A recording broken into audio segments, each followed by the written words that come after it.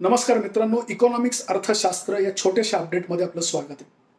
आपण खूप जण इंटरनेट वापरतो, इंटरनेटचा रिचार्ज करतो, डेटा वापरतो. आता हा डेटा इतक्या प्रमाणावर आपल्याकडे सगळ्या बिझनेसेसमध्ये रन होतो किंवा जनरेट होतो, त्याची काही कल्पना सुद्धा आपण करू शकत नाही. म्हणजे काही लोकं तर असं म्हणतात, त्यांचं असं प्रिडिक्शन आहे, की data is the new oil. ज्या लोकांकडं, ज्या व्यक्तींचा डेटा असणार आणि तो डेटा इतक्या मोठ्या पद्धतीने वापरता येईल, की त्याची कल्पना सध्या तरी करणं आपल्यासाठी म्हणजे मानवांसाठी ते अशक्य आहे. आर्टिफिशियल इंटेलिजन्स, डेटा मायनिंग ह्या गोष्टींमुळं जो डेटा येईल त्याच्यातून खूप वेगळ्या पद्धतीने बिझनेस करणं कंपनीजला शक्य होणार आहे.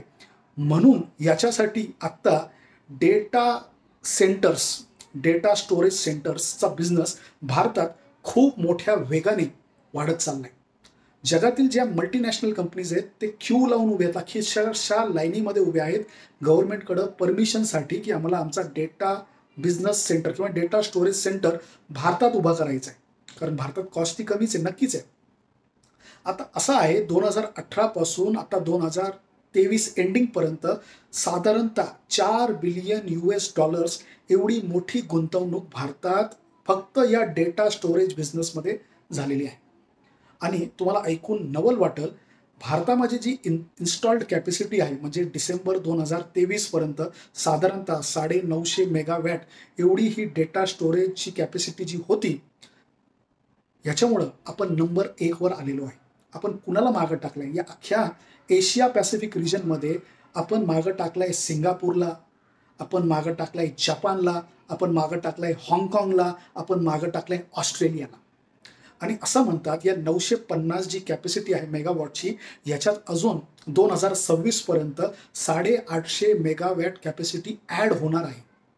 म्हणजे हा इतका मोठा व्यवसाय भारतात होणार आहे, की याच्यात अजून काहीतरी नवीन कॉन्ट्रिब्युशन इकॉनॉमीमध्ये निश्चित झाल्याशिवाय राहणार नाही.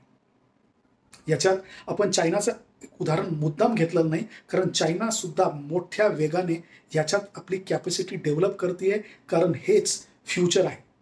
Artificial intelligence, machine learning, data mining या सगळ्या गोष्टी डेटावर डिपेंडंट आहेत. तर तुम्ही डेटा टेक सेव्ही आहात का?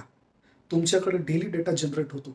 Google डेली डेटा जनरेट करतं आणि कधीतरी विचार करा, की हा डेटा कोण वापरतं? हे डेटा वापरतं Facebook, हे डेटा वापरतं WhatsApp, हे डेटा वापरतात बँकिंग कंपन्या, फायनान्शियल कंपन्या, क्लाउड बिझनेस करणाऱ्या कंपन्या, सॉफ्टवेअरच्या कंपन्या. खूप साऱ्या कंपन्या या डेटावर घेऊन रिसर्च करून, डेटा मायनिंग करून काम करतात.